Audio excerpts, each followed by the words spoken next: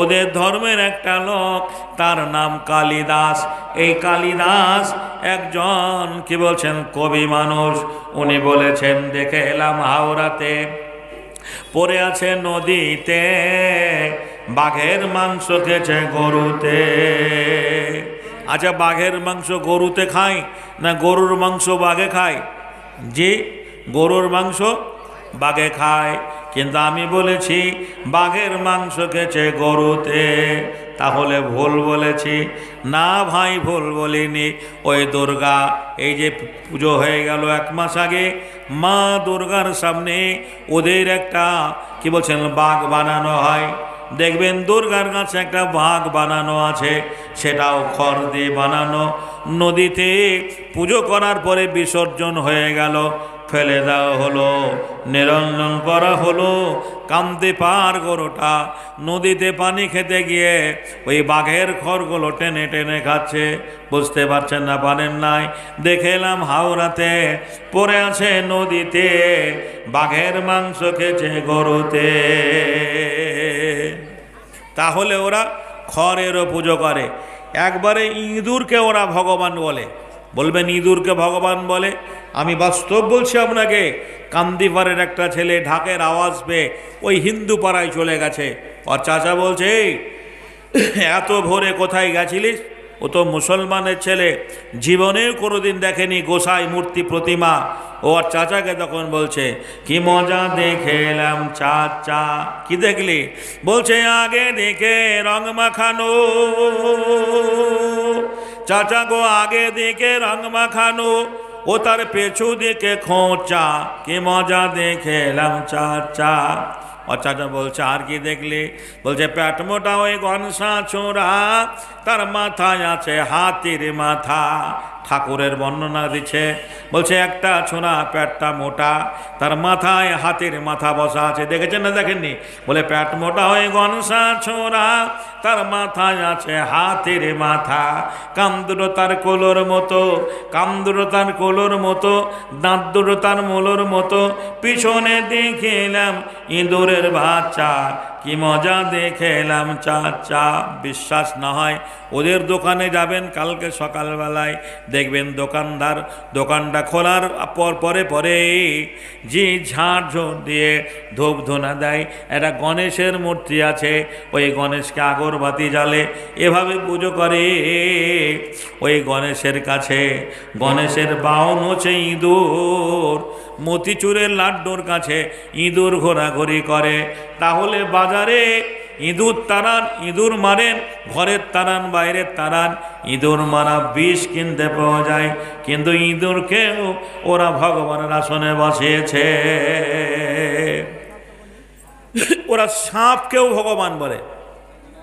দেখবেন শিবের গলাতে সাপ জড়ানো আছে, আছে না নেই?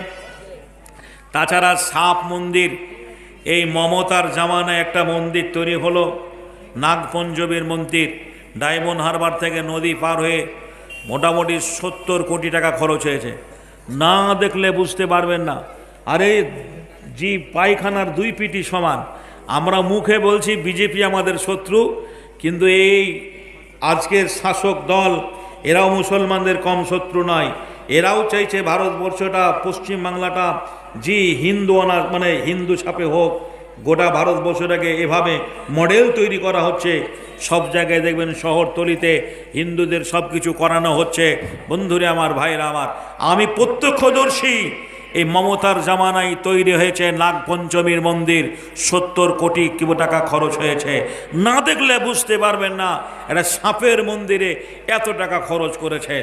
বন্ধুরে আমার, ভাইয়েরা আমার, বলতে যাচ্ছিলাম, ও মা খালার আমার, ওরা সাপকেও ভগবান বলে। হাদিসে আছে, আল্লাহর নবী বলেছেন, তুমি নামাজে দাঁড়িয়েছো, বাড়িতে নামাজ পড়ছো, নামাজ শেষ হয়নি, দেখছো একটা সাপ চলে যাচ্ছে, নামাজটা ছেড়ে দাও, সাপটাকে আগে মারো, কেননা সে তোমার ক্ষতি করতে পারে। কিন্তু ওরা দুধ কলা দিয়ে সাপকে পুজো করে। কালিদাস ওদের ধর্মের লোক মাঠ দিয়ে বাড়ি আসছে, একটা পুকুরে পদ্ম ফুল ফুটে আছে, ওই পদ্ম ফুল একটা ব্যাঙ বসে আছে, ওই ব্যাঙটাকে ধরার জন্য একটা সাপ গেছে, সাপটাকে দেখে ব্যাঙটা পানিতেই লাফ মেরে দিল। কালিদাস তখন বলেছেন, হরির ওপরে হরি, হরি শোভা পায়, হরিকে দেখিয়া হরি হরিতে লোকায়। কালিদাসের পরিভাষায় জল হরি, ব্যাঙ হরি, সাপ হরি। কিছু মাথা মোটা মুসলমান আছে চায়ের দোকানে বসে চা খায়, আর অমুসলমানদের সামনে বলে তোদের হরি আর আমাদের আল্লাহ এক। জোরে বলেন হরি আল্লাহ এক। হরি আল্লাহ এক নয়, ভগবানের ভগবতী আছে, ঈশ্বরের ঈশ্বরী আছে, নারায়ণের নারায়ণী রয়েছে। আল্লাহ এমন একটা গুণবাচক সেফাতি নাম যার আগে পিছে কেউ নেই। কোরআন ফাইসালা করেছেন, সূরাটার নাম ইখলাস। বিসমিল্লাহির রহমানির রহিম। আমরা সবাই জানি কুল হুয়াল্লাহু আহাদ আল্লাহুস সামাদ লাম ইয়ালিদ ওয়া লাম ইউলাদ ওয়া লাম ইয়াকুল লাহু কুফুয়ান আহাদ। তাই তো আল্লাহর জমিনে আল্লাহ ছাড়া কাউকে সেজদা করা যাবে না। আমি বেদিনের ছেলে, মাকে বললাম, মা আমি তো পুজো করব, পুষ্পাঞ্জলি দেব, কিন্তু এদের জন্ম কোথায়, এদের আদি পিতাকে কিভাবে না সৃষ্টি হলো, মা বলো এগুলো আমাদের কে হয়? আমার মা বলেছিল, বাবারে এগুলো আমাদের বাবা হয়। যদি এ বাবাদের আমরা পুজো করতে পারি তাহলে আমরা স্বর্গবাসী হতে পারব। ওদের ধর্মে একটা নিয়ম আছে, যতগুলো পুরুষ দেবতা আছে সবাইকে ওরা বাবা বলে, যতগুলো মহিলা দেবী আছে সবাইকে ওরা মা বলে। আমি মাকে বলেছিলাম, মা তোমার বাবা তো আমার নানা হবে, তোমার মা তো আমার নানি হবে, অতএব তোমার বাবাকে আমি কেন বাবা বলবো? মা রেগে গেলেন। আমি সেই দিন মাকে বলেছিলাম, মা যদি এই দেবদেবীদের বাবা বলতে হয়, আমি আমার ব্যক্তি জীবনে আজ থেকে রাস্তাঘাটে যাকেই দেখতে পাবো আমি তাকেই বাবা বলে ডাকবো, আর তাকেই তোমাকে স্বামী বলে গ্রহণ করতে হবে। করবে কি তাই বলো? কোনো ছেলে যদি তার মাকে এহেন প্রশ্ন করে, বুঝতেই পারছে সে মায়ের মন মানসিকতা কেমন হবে। নিশ্চয়ই সে মা আদর আপ্যায়ন করে কোলে তুলে নেবে না। উগ্র মেজাজ নিয়ে মায়ের সঙ্গে কথোপকথন শুরু হয়ে গেল।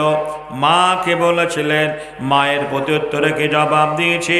মন্দিরের প্রথম কথা প্রভাত বেলায় পড়িয়াছিলাম একটি গীতা বই, প্রথম পৃষ্ঠা খুলতেই দেখি যুদ্ধের হইচই। মা বলল, চলো বাবা করে গিয়ে পুজো, তোমার পিতা আসলে বরে দেব যত মজো। আমি বলিলাম মায়ের তরে, ওগো মা শোনো, কোনটা তোমার আসল পিতা তাকে তুমি চেনো? রামকৃষ্ণ শ্রীকৃষ্ণ ব্রহ্মা মহেশ্বর, কার কে পিতামহ কে বড় ঈশ্বর। আমার কথা শুনে মা অবাক হয়ে নয়, এদিক ওদিক চাইয়া দেখে কেউ কোথাও নাই। মা বলল, শোনো বাছা, শোনো পুত্র ধন, সবারই সবাই পিতা, সবাই ভগবান। আমি বলিলাম মায়ের তরে, ওগো মা তাই যদি হয় আমার পিতা তোমার স্বামী তোমারও পিতা হয়। মা বলল, আমার তোরে ওরে পাগলা ছেলে, ওসব কথা বললে পরে দেব তোরে জেলে। আমি বলিলাম মায়ের তরে হব মুসলমান,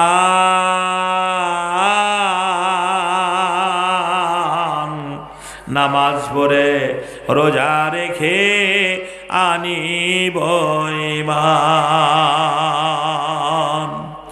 যখন তর্ক বিতর্ক শুরু হলো, কথোপকথন শুরু হয়ে গেল, মন্দিরে পুরোহিত পূজারী ব্রাহ্মণকে বলেছিলাম, দাদু ঈশ্বরের সন্তান আপনি, আমি ঈশ্বরের সন্তান, ঈশ্বরকে ডাকার প্রত্যেকটা মানুষের সমান অধিকার আছে।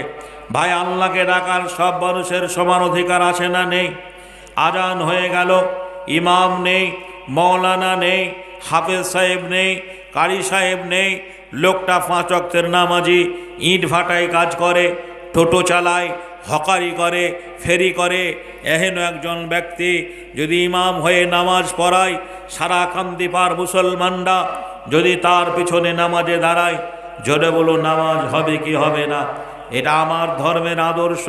কিন্তু ওদের ধর্মে তুমি যত শিক্ষা দীক্ষায়, জ্ঞানে গরিমায় পারদর্শী হও না কেন, ব্রাহ্মণ না হলে তোমাকে পুজো করতে দেওয়া হবে না, মন্দিরে উঠতে দেওয়া হবে না।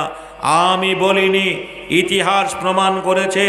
জাগজীবন রামের মতো আদর্শ মানুষটাকে মন্দিরে পুজো করতে দেওয়া হয়নি, বাবা আম্বেদকরের মতো মহান ব্যক্তিকে মন্দিরে উঠতে দেওয়া হয়নি। আজ উচ্চ বর্ণের ব্রাহ্মণ্যবাদীরা হরিজনদের প্রতি কি নির্মম ব্যবহার করে, মাঝে মাঝে আমরা খবরের কাগজে দেখতে পাই। দেখা গেল না আমাকে ধর্মের বই পুস্তকগুলো পড়তে হবে, শিক্ষানে চেতনা, চেতনানে বিপ্লব, বিপ্লবী সমস্যার সমাধান করে। যারা পুজো করে তাদের পুজো প্রসঙ্গে বলেছেন শ্রেষ্ঠ পূজা কাকে বলে, এটা আমার ধর্মের কথা নয়, তাদের ধর্মের কথা।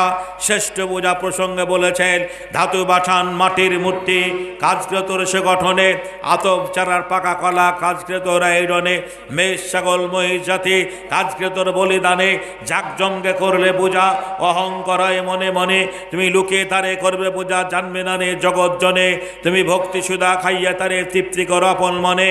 দেখা গেল না মনের ভক্তিতে ডাকে একটাই জাতি, তারা মুসলমান। যে মনের মধ্যে ডাকে তারা মুসলমান, অতএব সেই দিন আমাকে কবুল করতে হবে।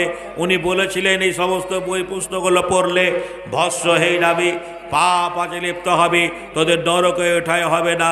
আমার মনের ভয় হলো আমি ধর্মের বই পুস্তকগুলো পড়তে, বন্ধুরে আমার দেখা গেল না আমাকে আরও ওই ধর্মের বই পুস্তকগুলো পড়ে গিয়ে যেতে হবে। আমার বিহাইন মালামের মা 500 টাকা দিলে জি কালিল হয়ে গেছে। জি আপনার মৌলানা সাহেব বলছেন আমার বিহাইন আব্দুল আলমের মা 500 টাকা দিয়েছেন। জি আপনার অসুস্থ হয়ে আছেন নাকি?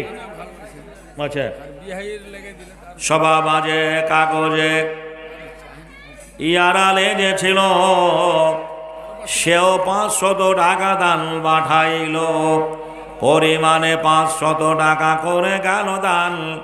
এ সাদরে গ্রহণ করো তুমি রহমান, কাতরে তোমার দ্বারে বলি গো রব্বানা, জীবনের যত ভুল করে দেবে ক্ষমা। দেখুন এটা মাদ্রাসার বাৎসরিক জলসা, বুঝতেই পারছেন।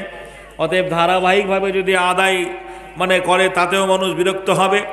তারপরে বক্তব্য রাখলেও কমিটি অসন্তুষ্ট হবে যে সারা বক্তব্য রেখে গেলেন, কিছু আদায় করলেন না খো, তখনও আবার কি বলছেন খারাপ। বিদায়ের সময় বলবে টাকা কম হয়েছে মৌলানা এটা রাখেন। যে এটা কি বলছেন, এটা রাখেন। যারা আলহামদুলিল্লাহ যারা দেবেন শেষে দোয়া করে দেব, একটু আপনারা দিয়ে যাবেন। ঘটনা হচ্ছে এই, আমি আনকমপ্লিট বক্তব্য রাখতে গিয়ে একটু আলোচনা না করলে হয় না। যে আমি আমার ধর্মের বই পুস্তকগুলো পড়তে শুরু করলাম, পড়ে যেটা পেয়েছি সেটার নাম ইসলাম। ইসলাম ছাড়া পৃথিবীতে কোনো দিন নেই।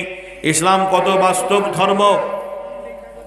মহান কাফেররা আল্লাহ রসুলকে বলেছিল আমরা তোমার দিন কবুল করব তুমি যদি চাঁদকে দ্বিখণ্ডিত করে দাও। আমরা জানি যে আল্লাহ রসুল শাহাদত আঙুল দিয়ে চাঁদে ইশারা করেছিলেন, চাঁদ একটা ফাটল ধরে গেল, চাঁদ দুভাগ হয়ে গেল। কে প্রমাণ করলো? নীল আর্মস্ট্রং, উরি গ্যাগারিং চাঁদের মাটিতে গিয়ে দেখলো চাঁদে একটা রেখা আছে, ফাটল আছে, আজও ফাটলটা জমেনি, চাঁদ দুভাগ হয়ে গেছে। উরি গ্যাগারিং, নীল আর্মস্ট্রং গবেষণা করতে লাগলেন কিভাবে এই রেখাটা ফাটল হয়েছে। বিশ্বের সমস্ত কেতাব পুস্তক পড়ে কেউ প্রমাণ করতে পারল না। কোরআন বলল আমি প্রমাণ করে দেব। 1400 বছর আগে ইসলাম যখন প্রচার হয়, মক্কার কাফেররা বলেছিল চাঁদকে দ্বিখণ্ডিত করতে হবে। আল্লাহ রসুল শাহাদত আঙুল দ্বারা চাঁদকে দ্বিখণ্ডিত করেছিলেন। আজকের বিজ্ঞান সেটা প্রমাণ করেছে। ওদের ধর্মে লেখা আছে রাম কি বলছেন, আপনার রামের অসুখ হলো, লক্ষণের অসুখ হলো, আর সেই অসুখ হওয়ার পরে আপনার কবিরাজরা এলো, কবিরাজরা বলল বিষণ্ণ করবলির গাছ লাগবে। বলে সেই গাছটা কোথায় আছে? বলে 700 মধু 13 নদী পার, নারকেলডাঙ্গা মধুপুর, অনেক দূরের রাস্তা। ওই গাছটা কে আনতে যাবে? বলে পবনপুত্র হনুমান। শর্ত হচ্ছে সূর্য ওঠার আগে আনতে হবে, আর সূর্য উঠে গেলে আর হবে না। হনু গাছের নাম ভুলে গেছে, সেখানে গিয়ে গাছের নাম ভুলে গিয়ে পাহাড় চেড়ে আনছে, তো দেখছে সূর্য উঠছে। হনু বলছে, কে ভাই তুমি? বলে আমার নাম হনু। বলে আমার নাম ভানু। সূর্যের অপর নাম ভানু, সংস্কৃত ভাষায় সূর্যকে ভানু বলা হয়। বলছে আমার নাম ভানু। হনু বলছে তা আমার নাম হনু। হনু আর ভানুর মধ্যে নামের মিল আছে, এসব আমরা মিতালি করিনি। বলছে হনুমান সূর্যকে বগল দেবেছিল, যেই সূর্য লক্ষ লক্ষ নয় কোটি কোটি মাইল দূরে, যার তাপ আমরা সহ্য করতে পারি না, গ্রীষ্মে ফ্যান চালাতে হয়, গরম লাগে, গাছের ছায়া খুঁজি, সেই সূর্যকে হনুমান বগল দেবেছিল। তাহলে বলুন হনুমানের বগলটা কত বড় ছিল? আমি প্রশ্ন করেছি হাজারো সমাজের মাঝে, উত্তর খুঁজে পাইনি। বন্ধুরে আমার, এই বিভ্রান্তিকর কথা দেখে দেখা গেল না আমাকে মুসলমান হতে হবে। আচ্ছা একটু জোরে বলা যাবে না হেদায়েতের মালিক কে? হেদায়েতের মালিক কার দ্বারা কোন কাজ হয় এ বিদ্যা আল্লাহ ভালোভাবে জানেন, তাকে আল্লাহ সেই কাজে নিযুক্ত করেন। আমি একদিন স্কুল থেকে বাড়ি ফেরার পথে একটা বয়স্ক মুসলমান পুকুরে ওযু করছেন। জীবনে আমি কাউকে ওযু করতে দেখিনি, ওযু কি করে করে এটা আমার জানা ছিল না। এমনও মুসলমান ছেলে আছে, বয়সটাও কম হলো না, বান্ডেল বান্ডেল বিড়ি খায়। যদি বলি ভাই ওযুর ফরজ কটা বলো, এমন মুসলমান আছে ওযুর ফরজ কটা বলতে পারবে না। আমি হিন্দুর ছেলে, মুসলমান লোকটা ওযু করলো, কেমন করে ওযু করলো, কিভাবে ওযু করলো, ওইটা ফলো করে আমি বাড়ি চলে এলাম। বাড়ি এসে মাগরিব হয়ে গেছে, মুসলমানদের মসজিদে আযান হচ্ছে, মন্দিরে পুজো হয়। বলে মাহরয় দুইটি ছেলে হিন্দু মুসলমান, মন্দিরেতে ঘণ্টা বাজে, মসজিদে আযান একটা ভাগি করে, মাটির মূর্তি তৈরি করে ভক্তি ভরে পূজা করে। বলেন ভগবান, মাহরয় দুইটি ছেলে হিন্দু মুসলমান একটা ভাগি করে। অতীত রাতে মিনার চোরে আল্লাহু আকবার, আল্লাহু আকবার। অতীত রাতে মিনার চোরে উচ্চ স্বরে আযান করে দয়াল খোদাই ডাকে তারে, বলেন রহমান। মাহরয় দুইটি ছেলে হিন্দু মুসলমান, মন্দিরে পুজো হচ্ছে, মসজিদে আযান। হেদায়েতের মালিক আল্লাহ। আমি মাঠে গিয়ে ওযু করার মতোই হাত মুখ ধুয়ে বাড়ি এসে দরজা বন্ধ করে নামাজ আরম্ভ করব। শুনেছি ছবির সামনে নামাজ হবে না, মুসলমান বন্ধুরা বলেছে ছবির সামনে নামাজ হবে না। হাদিসে আছে আল্লাহর নবী বলে গেছেন, যে বাড়িতে জীব জানোয়ারের ছবি থাকে সেই বাড়িতে রহমতের ফেরেশতা আসে না। আমরাও মুসলমান, আমাদের বাড়িতে কালী, দুর্গা, লক্ষ্মী, সরস্বতী, রাধা, কৃষ্ণ এই ছবিগুলো রয়েছে। এই ছবিগুলো মুসলমানদের বাড়িতে পাওয়া যাবে না। না আছে? এই ছবিগুলো নেই। তবে যখন সিনেমার বাজার ছিল, মাঝে মাঝে ভিডিও হল গ্রামে ছিল, তখন জয়াপ্রদা, হেমা মালিনী, মাধুরী, শাহরুখ খান এদের বাজার ছিল। এদের ছবিগুলো ঘরে টাঙিয়ে রাখতো মুসলমান যুবক ছেলেরা, ঘরে টাঙিয়ে রাখতো। আর তাছাড়া ছবি দেখার জন্য তো মেশিন আছে। এ মেশিন কেমন মেশিন? বলে চোখ গেল, কান গেল, মান গেল, ইমান গেল রে, ডিশ নাই টিভির জ্বালায়, নাউজুবিল্লাহ নগ্ন ছবি ফেলছে বেকায়দায়, ডিজিটাল ডোনায় টিভির জ্বালায়, বড় সাহেবের বেবেরা সব বেশি আর দেখে, কসমেটিক আর লিপস্টিক ঠোঁটে মুখে মেখে, বেগম কোথায় আছর জমায় সাহেবের নাই জানা, বলো ফিল্মে রঙিন আলোয় বাবু যে রাত কানা, ডিজিটাল ডোনায় টিভির জ্বালায় সিডির জ্বালায়। দুনিয়া পাগলা হয়ে গেছে, আজ মানুষ সিডি টিভি বন্ধুরে আমার আর নেই, এসেছে মোবাইল। সুবহানাল্লাহ।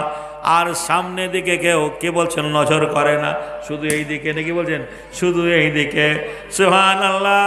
ভাইজানের আমার, বন্ধুরে আমার, আমি ছবিগুলোকে উল্টে উল্টে বেমুখ করে সেদিন নামাজে দাঁড়িয়েছিলাম, আল্লাহকে বলেছিলাম, আল্লাহ গো, আয় রব্বুল আলামিন, আমি বেদিনের ছেলে, আমার নামাজকে তুমি কবুল করে নিও।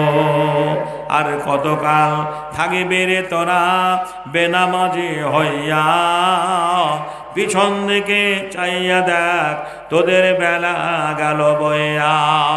মুসলিম ঘরে জন্ম লয়ে নামাজি পড়লি না, ছোট থেকে বড়ই হলি মসজিদ চিনলি না, গায়ের জোরে সবই করলি ইমান আনলি না, পেটের জ্বালাই সবই খেলি হারাম হালাল বুঝলি না, মাহারালি মাফারালি কেঁদে কাউকে পেলি না, ছোট থেকে বড়ই হলি কোরআন হাদিস মানলি না।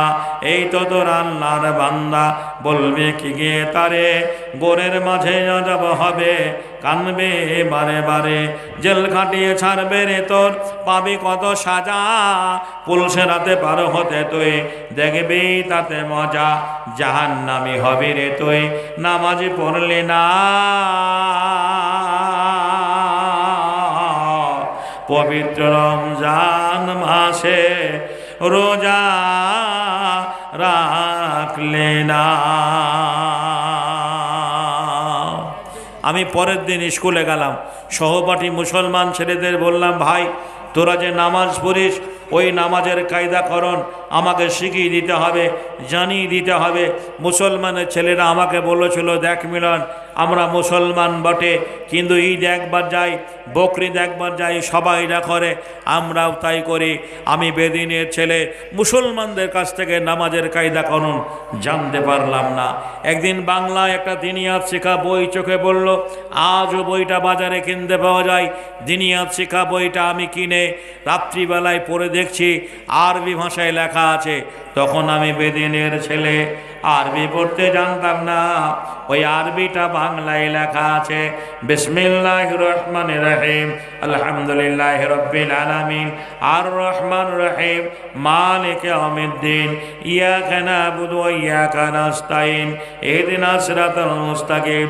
ওই আরবি ভাষা থেকে বইগুলো দেখে দেখতাম বাবা মা ঘুমিয়ে গেছে, ক্লাসের পড়াশোনা করার ফাঁকে রাতের অন্ধকারে চোর যেমনি চুরি করতে চলে যায় নির্জন নিরিবিলি জায়গায়, খোলা আকাশের নিচে, পুকুর পাড়ে, খেলার মাঠে, ফসলের জমিতে, আমি এইভাবে নামাজ আদায় করেছি, তবু আজও নামাজ ছেড়ে দেইনি। যে নামাজের জন্য বাবা মা আত্মীয় স্বজন সবাই পণ হয়ে গেছে। আমি ধরা পড়ে গেলাম।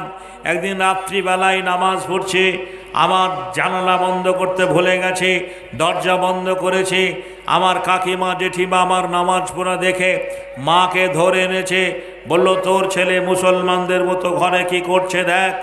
আপনার একটা ছেলে যদি হিন্দু ধর্মের মতো পুজো করার মতো করে, ওং ব্রহ্মা দেবচ্চং ব্রহ্মায়ত চং জগোধীদাই কৃষ্ণায় গোবিন্দায় নমঃ নমঃ পাপহং পাপত্তাপব সম্ভাব ত্রাইমাম পুণ্ডরিকাক্ষ সর্বাপহার হরি নমঃ নমঃ নমস্তেশ্বৈ নমঃ নমঃ, এইভাবে যদি পুজো করার মতো করে তাহলে আপনি বুঝতে পারবেন। আর কোনো একটা অমুসলমানের ছেলে তার বাড়িতে যদি কোরআন পড়ে, বিসমিল্লাহির রহমানির রহিম, কুল আউযু বিরাব্বিন নাস, নাস মালিকিন নাস ইলাহিন নাস মিন শাররিল ওয়াসওয়াসিল খান্নাস। আমি বারবার প্রশ্ন করছি, বারবার পড়ছি। আমার মা রাত্রিবেলা দরজার সামনে এসে বলে, মিলন দরজাটা খোল। আমার ভয় হয়ে গেল। নামাজ শিক্ষা বইটা প্রথমত লুকিয়ে রাখলাম। দরজা খোলার পরে মা বলল, কোন বইটা পড়ছিলিস বের কর। মাকে বলেছি, মা কই না। তুমি ভুল শুনেছ। মা খোঁজাখুঁজি করতে লাগলো, নামাজ শিক্ষা বইটা পেয়ে গেল। লেখা আছে দিনিয়াত শিক্ষা, আরবি ভাষায় লেখা দেখে বলল, এটা তো মুসলমানদের বই, তো এই ব্যক্তি জীবনে কি এমন কাজে আসবে। ওই বইটা কেড়ে নিয়ে ছিঁড়ে ফেলে দিল। মাকে সেই দিন বলেছিলাম, মা তোমরা যাকে বলো স্বর্গ, মুসলমানেরা বলে জান্নাত। ওই স্বর্গ বা জান্নাত পেতে হলে এই বইটা আমল করলে স্বর্গ বা জান্নাত পাওয়া যাবে। মাটির প্রতিমাকে দেখে স্বর্গ বা জান্নাত পাওয়া যাবে না। যারা নিজেই দাঁড়াতে পারে না, যারা নিজেই খেতে পারে না, কুকুরে প্রসাদ খেলে পরে যে প্রসাদ তাড়াতে পারে না, কুকুরকে তাড়াতে পারে না, তারাকে হেদায়েত করতে পারে। জোরে বলুন, হেদায়েতের মালিক কে? হেদায়েতের মালিক হচ্ছে আল্লাহ। এভাবে আমার সংগ্রামী জীবন শুরু হলো। একদিন স্কুল থেকে বাড়ি ফেরার পথে একজন মৌলানা রাস্তা দিয়ে যাচ্ছেন। যারা নায়েবে রাসূল, যারা ওলামায়ে দ্বীন, আল ওলামা ওয়ারাসাতুল আম্বিয়া, এখনকার আলেমরা তো বন্ধুরে আমার দাড়িটাও ছোট করে, তারপরে হাওয়াই শার্ট জামা মাঝে মাঝে পরে। সেদিনের আলেমরা তাদের পোশাক আশাক দেখে, যে বন্ধুরে আমার একটা ডাক্তারকে দেখলে যেমনি অসুখের কথা মনে পড়ে, তেমনি একটা আলেমকে দেখলে পরে পরকালের কথা মনে পড়ে, আল্লাহর কথা মনে পড়ে। আমি আলেমকে দেখে সালাম দিয়ে বললাম, মৌলানা সাহেব, হিন্দুদের বাড়িতে নামাজ পড়া হবে কি হবে না? হিন্দু মুসলমান গায়ে লেখা নেই। আপনার আমাকে যে পোশাকে দেখছেন এমনি পোশাক তখন আমার ছিল না। আমি করলাম কি, জি আমি বললাম, রব্বুল আলামিন সব নামাজ আমার বেকার হয়ে গেছে, বৃথা হয়ে গেছে। উনি বললেন, ওরা পেচ্ছাপ করে পানি নেয় না, নাপাক অবস্থায় থাকে, বিভিন্ন রকমের দেবদেবীর পুজো হয়, ওদের বাড়িতে নামাজ না পড়াটাই ভালো। আমি বাড়িতে নামাজ পড়া বন্ধ করে দিলাম। দেখলাম না, আমাকে এভাবে লুকিয়ে লুকিয়ে নামাজ আদায় করতে হবে। ক্লাসের পড়াশোনা করার পরে রাতের অন্ধকারে চোর যেমনি চুরি করতে চলে যায়, আমি নির্জন নিরিবিলি জায়গায় খোলা আকাশের নিচে পুকুর পাড়ে খেলার মাঠে নামাজ আদায় করতে গিয়ে একদিন ধরা পড়ে গেলাম। পার্শ্ববর্তী গ্রামের একটা মুসলমান আমার নামাজ পড়া দেখে ফেলল। বলল, তুমি তো হিন্দুর ছেলে, গতকালকে এই মাঠে এই জায়গায় তুমি নামাজ পড়েছিলে, তোমার মাথা কি খারাপ হয়ে গেছে? বললাম, চাচা আমি অমুসলমান হলেও নামাজকে শ্রদ্ধা করি, নামাজকে ভালোবাসি। মুসলমান লোকটা কেঁদে ফেললো। বলল, আমরা অনেশান সূত্রে মুসলিম হয়েও 5 ওয়াক্ত নামাজ আমরা সময় দিতে পারিনি, শুক্রবার জুমায় যাই। আচ্ছা ঠিক না বেঠিক বলুন? শুক্রবারের দিন মসজিদে মুসল্লিতে জায়গা হয় না, নাকি বলছেন? গোটা মসজিদ ভরে যায়। শুক্রবারে যেভাবে আমরা নামাজ পড়ি, অন্য ওক্তে সেইভাবে নামাজ আমরা পড়ি না। যদি অন্য ওক্তে সেইভাবে নামাজ পড়তাম তাহলে গ্রামে বেনামাজি থাকতো না, সবাই ইমানদার হয়ে যেত। কিন্তু শুক্রবারকে আমরা গুরুত্ব দিই, জুমার নামাজটাই পড়ি, বাদবাকি আমরা কোনো নামাজে গুরুত্ব দেই না। মুসলমান লোকটা বলল, জুমার দিন একদিন যাই, ঈদ বকরিদে নামাজ পড়ি। তুমি একটা অমুসলমানের ছেলে হয়ে আল্লাহর ভয়ে ভীত হয়ে জান্নাতের আশায় জাহান্নামের আগুন থেকে পরিত্রাণ পাওয়ার জন্য এত কষ্ট করে লুকিয়ে লুকিয়ে নামাজ পড়ো, কি বলে কৈফিয়ত দেব ভেবেই পাচ্ছি না। মুসলমান লোকটা আমাকে বাড়ি নিয়ে গেল, বলল, তুমি আমার ছেলের মতো, সন্তানের মতো, যখন আজান হবে আমার বাড়িতে অজু করা পানি দেওয়া হবে, যাই নামাজ দেওয়া হবে, তুমি আমার বাড়িতে অজু করে নামাজ পড়ে চলে যাবে। সুবর্ণ সুযোগ এসে গেল, আমার জীবনে নামাজ আর কাজা হয় না। যখন আজান শুনি মুসলমান লোকটার বাড়িতে আমি জোহরের নামাজটা পড়ে আসি, আসরের নামাজটা পড়ে আসি, মগরিবের এশার নামাজটা পড়ে আসে। বাবু গো বলুন, একটা অমুসলমানের ছেলে মুসলিম মহল্লায় প্রতিদিন একটা মুসলমানদের বাড়িতে 5 বেলা যদি যাওয়া আসা করে, লোকে সমালোচনা করবে কি করবে না? যারা যেই প্রকৃতির লোক, যেই ধরনের লোক, সেইভাবে সমালোচনা শুরু হয়ে গেল। বললাম, চাচা আপনাকে যদি কেউ জিজ্ঞাসা করে, জানতে চাই আপনি কি করবেন, বলো তাই তো কি করা যায়? আমি বললাম, কতগুলো মুসলমান ছেলে মেয়েকে ঠিক করে দিন, আমি তাদের টিউশনি করাবো, প্রাইভেট পড়াবো।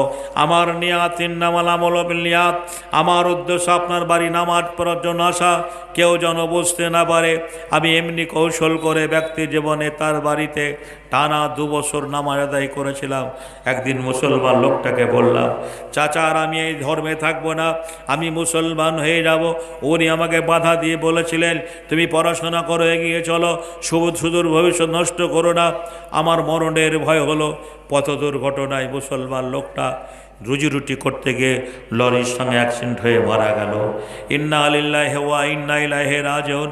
আপনারা এতগুলো মানুষ আজকে এখানে বসে রয়েছেন, কালকে কেউ আপনারা রসাকুয়া, কেউ হয়তো দোমোহনা, কেউ হয়তো কি বলছেন কিষানগঞ্জ, কেউ রায়গঞ্জ, বিভিন্ন জায়গায় কাজের সূত্রে আপনাদের ছুটাছুটি করতে হয়।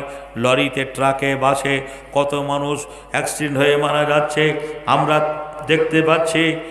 আমাদের মধ্যে যে কেউ হারিয়ে যেতে পারে, আল্লাহ ভালো জানেন। মুসলমান লোকটা মারা গেল, আমি তার জানাজায় শরীক হলাম।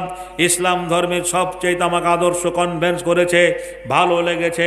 আমার ফেলে আসা ধর্মের কেউ মারা গেলে পোশাক আশাক পরিবর্তন করা হয় না, ওরা যেভাবে মারা যায় শ্মশানে পুরি দেয়, গোসল দেওয়া হয় না। মুসলমানদের একটা গরিব মানুষ মারা গেলেও জীবনের শেষ মুহূর্তে তাকে গরম পানি করে গোসল দেওয়া হয়। জোরে বলুন, হয় না? হয় না? তাকে আতর সুরমা লাগিয়ে আস্তে করে কবরে রাখে। আমি আদর্শটা ভালো ফলো করে আমি ইসলাম কবুল করতে বাধ্য হয়েছে। আমি মাটি দিয়ে বাড়ি এলাম। আমার মা বলল, মিলন তুই কবরস্থানে গেছিলি। ওদের ধর্মে কেউ মারা গেলে শ্মশানে পুরি দেওয়ার সময় যদি চিতায় না জ্বলে, তাকে বাঁশ দিয়ে পিটাই করা হয়, বাঁশ দিয়ে মারা হয়। বন্ধুরে আমার মা বলল, তুই মুসলমানদের কবরস্থানে গেছিলি, তাকে মাটি দিয়েছিস, তুমি কি করে জানলে? বলে, সমাজের কিছু মানুষ তোর বাবাকে শাসন করে গেল, তুই যদি গঙ্গা স্নান না করিস বাড়িতে উঠতে দেওয়া হবে না। মা আমাকে পাথেয় খরচ দিল, আমি পাথেয় খরচ নিয়ে গঙ্গা স্নানের নামে বেরিয়ে পড়লাম। পাশের গ্রামে ফুটবল টুর্নামেন্টে অন্ডের খেলা হচ্ছিল, সারাদিন বল খেলাধুলো করে সন্ধ্যায় ঘরে ফিরলাম। আমার নিয়াত ইন্নামাল আমালু বিন্নিয়াত, আমার নিয়াত আসরের নামাজটা কাজা আছে, মাগরিব পড়া হয়নি, এখন আজান হচ্ছে, গধূলি লগ্নে মন্দিরে পুজো হচ্ছে, আজানের শব্দ শোনা যাচ্ছে। আমি কোনো একটা জায়গায় নির্জন নিরিবিলি জায়গায় নামাজটা পড়ে নেব। পৌষ মাসের কনকনে শীতে বাড়ি ফেরার পথে আমার একটা চাচাইতো বোন আমাকে দেখে হাউভাউ করে কাঁদতে লাগলো। বোনটাকে বললাম, কাঁদছিস কেন রে বোন, কি হয়েছে বল? বোনটা বলেছিল, দাদা স্বভাব তোর পূর্ণ হয়ে যাবে, আর দেরি করিস নে, বাড়িতে কেউ নেই, তোকে যারা দুনিয়া থেকে সরিয়ে দেবে তারা পাশের বাড়িতে নেশা করছে, মাংস দিয়ে মদ খাচ্ছে, তুই বাড়ি থেকে পালিয়ে যা। আপনারা ভুলে গেছেন MLMP হওয়ার জন্য নয়, রাষ্ট্রনায়ক হওয়ার জন্য নয়, সারা সার্বভৌমত্বে একত্ববাদের কথা মানুষের দরে পৌঁছে দেওয়ার জন্য যে দায়িত্ব আমার রাসূলকে দেওয়া হয়েছিল, সেই দায়িত্ব পালন করতে গিয়ে একদিন মক্কার কাফেররা রাসূলের বাড়িটা চারিদিক থেকে ঘেরাও করলো। নিজের বিছানায় হযরত আলীকে রেখে একটা চাদর চাপিয়ে দিয়ে গভীর রাত্রে সুড়ঙ্গ পথ ধরে আবু বকর দরজায় গিয়ে বলেছে,